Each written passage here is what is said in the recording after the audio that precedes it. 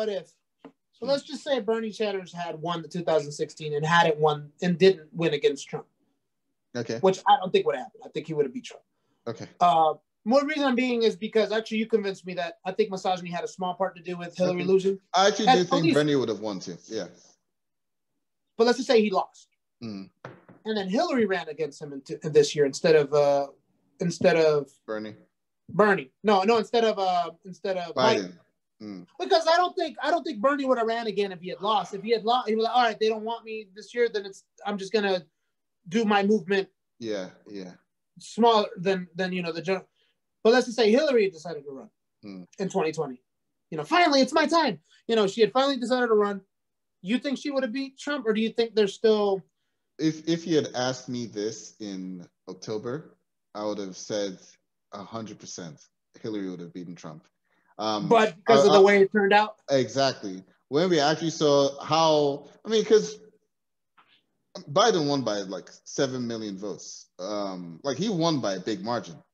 But the states, the swing states, the ones that actually turned the election, that margin wasn't huge. It was 16,000 in Georgia. It was like another tens of thousands in is it Wisconsin or something like that?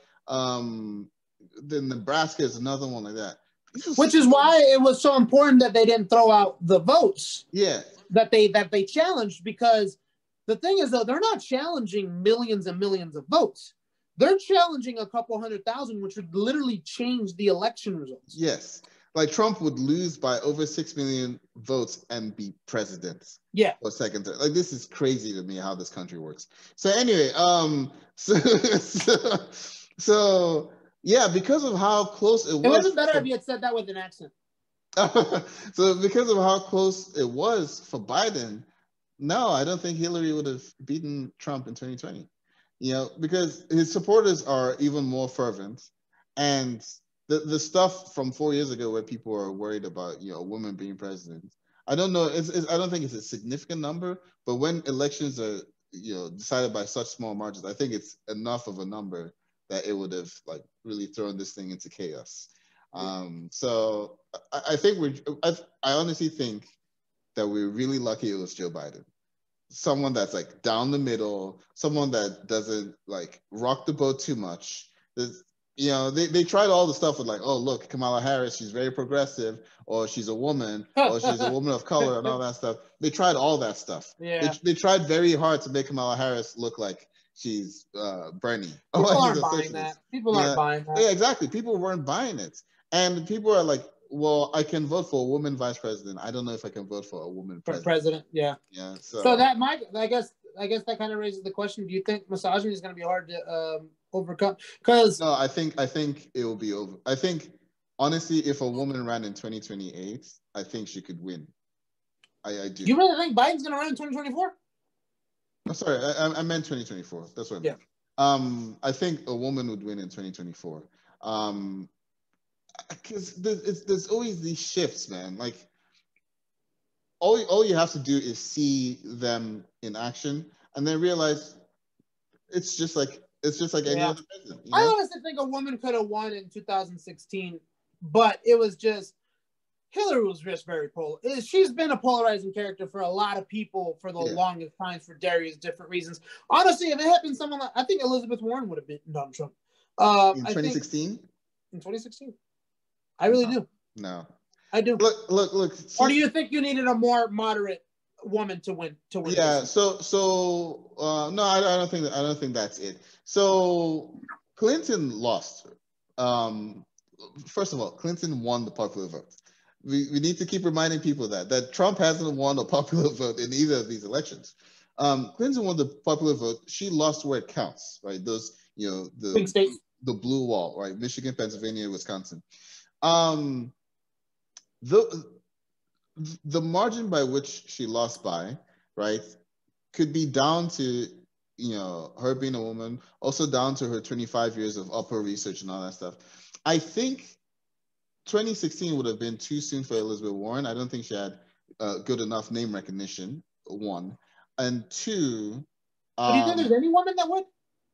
In 2016? That has that recognition? Because obviously, So do you think Hillary? And I'm sorry, I didn't mean to interrupt you, number two. But do you think Hillary at that time in 2006, she was the most likely woman candidate just because of 2008? She's Bill Clinton's ex-wife. Well, not ex-wife, but First Lady, Secretary of State. Former. And she was a very popular. Look, one thing, Hillary Clinton might not be popular now, as popular as she was in New York. She was a popular senator. Yeah, she was. That doesn't need to be stressed. She was popular in the Senate amongst If Obama hadn't come around in 2008, I think Hillary would have won in 2008. You think she'd have? Oh yeah. I think she'd have beaten McCain. Yeah. I think she would have. Yeah. But number two, what were you gonna say? Number two? Yeah. I was saying that I don't think that there's any woman at that time that had that kind of recognition. Yeah. Now I think you could have a Kamala Harris in 2024. I think you could have. But I think with that we could say like. Well, it's probably just her actually. Who, Kamala Harris? You think? Yeah. Yeah, it's probably just her because What, when? In 2016? 2024, I mean. Nah. I what think, other woman? Some of the squad members are going to get more. Yeah, they're going to get more, because you got to also remember it's 4 years. It just depends on what you do during that time. The members right now, maybe not, but they could get enough. It's also about name recognition. AOC. I don't think AOC will run. AOC especially has to be a senator first. She has to challenge, whether it's Schumer or Gillibrand or whoever she wants to challenge, win their seats before even contemplating national. But you know why that is? Also because AOC is also the face of the progressive part of the Congress. Mm-hmm. But I think other members could probably what's it called? What's her name? Fabrisha. She lost all her hair, unfortunately. Well, no, not her. No, because of that, which is sad. Yeah, that would actually. Optics are a big thing. Yeah. Not Rashida Tlaib. God, I forgot her name. Damn it! I know who you're talking about. No, not Cori Bush. Oh wow. Anyway, so yeah, I don't think any members of the squad. The big thing, Zeus, is that they're House members. They are very popular in the Ayanna Pressley. They're very popular in their districts because the thing about the House is supposed to be truly a representative body, right? In New York 14, it's like real like Hispanic population. I think like Puerto Ricans or something like that. That makes sense for AOC. The question is, can AOC's brand translate to all of New York? I don't know. Do they want someone less progressive or do they want someone more progressive? I don't know. So they'll need to show that they can win at the state level. Rashida Tlaib would need to show she can win Michigan Senate race. Michigan, right? Yeah, Michigan Senate race. Presley would need to show she can win a Massachusetts Senate race. Those kind of things before they even contemplate national office. We saw it with Eric Swalwell in the primary. Eric Swalwell from California. He was one of the primary candidates. He fizzled out. Exactly. So that's my point. But that also is based on, I think, one thing people have to realize is with politics, it's also like a business. You have to have good marketing. Mm-hmm. That's what gave Obama such a huge surge, because he was a relatively unknown when he decided to run in the primaries, right? And then one of the things that people argue is the same thing you're saying. Oh, he doesn't have enough experience. He's a baby. People are like, in the grand scheme of things, he's a baby in politics. He has done shit, blah, blah, blah. But it was the way he represented himself, the grassroots movement. And then also, I think it's just based on I think the biggest thing is, how do you present yourself? What are the biggest politics? And then also, are your politics popular? Yeah, I saw a 2006, like pretty recently, 2006 appearance on the Late Night with Conan O'Brien from Barack Obama when he was a senator, and the dude just oozed charisma. Like it was very simple. He's a charismatic guy. Very simple for him. And Conan, like, hey, I will drone your house, but You still gonna love him. And Conan was like, "Are you thinking of running for president?" He's like, "I don't know, maybe." Like, I'm sure that would be cool. With Barack Obama, when he started, even though he was relatively young, you kind of could feel that was the atmosphere I told that my was dad, getting like, developed. And the thing is that there's like in Hollywood, right? There's certain actors and actresses that they push. I think with politicians, there's certain ones, and I'm not gonna lie. You know, one person who I think they're kind of catering, molding to kind of get them further up in the ladder is your boy Pete. I think he's getting a little bit molded. I think he is. I think he's going to get pushed, but he might not be successful. Yeah, I'll tell you. I'll tell you why. Actually, no, I think a lot of the pushing he's doing himself. I think he's trying to get himself out there.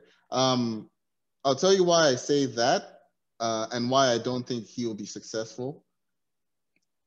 I think the Democratic Party establishment thinks the way I do on this, which is that the vast majority of American voters, even if we've come a long way in tolerance and all that stuff, the vast majority of American voters cannot see themselves voting for a gay man as president.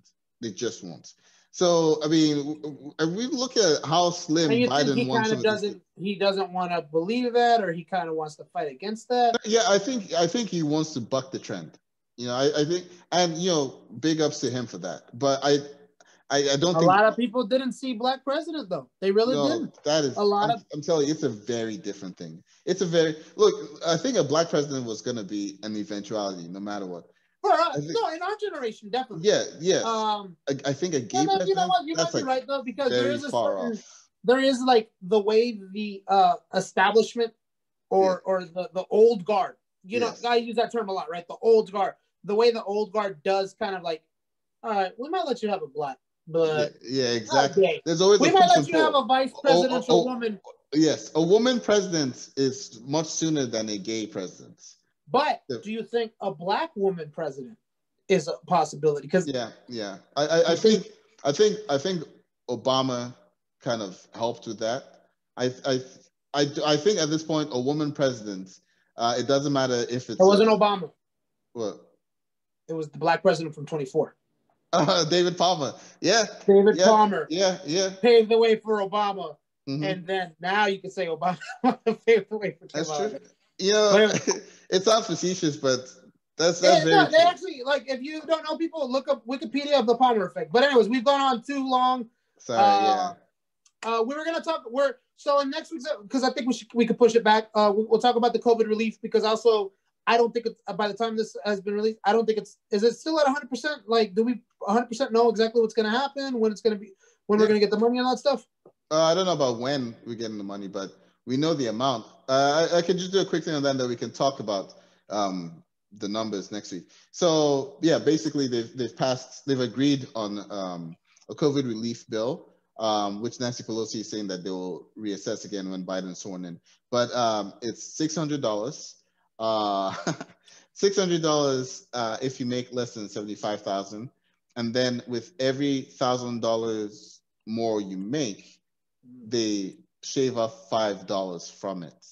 So $600 up until $87,000. Then anything above $87,000, you're not gonna get any money from this.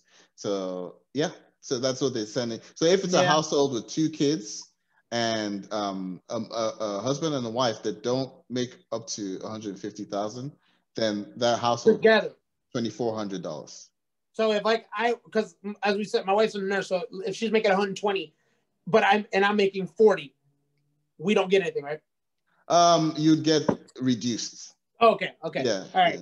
I'm not telling you people that's how much. I don't, trust me. My wife, she makes more, but not that much more. But anyway. But yeah, I wonder. No, because your 2 dependents don't make money, so it might even be. Yeah, it might, so I know with a couple for the 2 dependent. Well, now it makes me think: do I get anything for the 2 dependents? Because right, exactly. Yeah. If I'm not, because a single person is 75, a couple is 150. It's so crazy. Which is the discussion we're going to have of how hard it is for us to get any relief. Because this isn't a COVID relief for the normal Joe. I call this a corporate relief. We're just part of the pork barrel that gets thrown in because two people had to do a bipartisan thing where they had to try to get it included, which it finally did. Yeah. And originally it was to be asked 1,200, and now it's 600. Was it Hawley and Sanders? Hawley and Sanders. They both fought it. You saw Sanders like, look, I'm gonna hold y'all off. I'm gonna hold y'all away. And honestly, I think the only reason we're getting it is because they want to go on vacation. And but my thing is, I'm like, Nancy Pelosi really needs to rethink some of the shit she says, because you're over there saying 600 is a significant amount. Look, I'm gonna tell you right now, for me and Zino, it's more than zero, man. Huh? I get that. It's more than zero because they've been stuck in zero. Who are going to be very happy to get the $600? I get that, but there's also people that have like 3 months, 6 months worth of back rent. $600 ain't even going to hit it. Ain't even going to hit that. It's just ridiculous how they're quick to give a military budget. They're quick to give $500,000, $500 million to Israel, you know, and then other countries. And that's not just me singling out Israel. I'm like, there's other stuff. They word it a certain way. Well, we actually could probably discuss it because we could research COVID relief a little bit more. We could talk about this for like a good 30 minutes because which we will next week. I do have my issues with the defense spending and all that stuff, and Ron Johnson being like, we can't spend this because we don't have the budget for it. So anyway, that's a tease for next week's last show of the year. All right.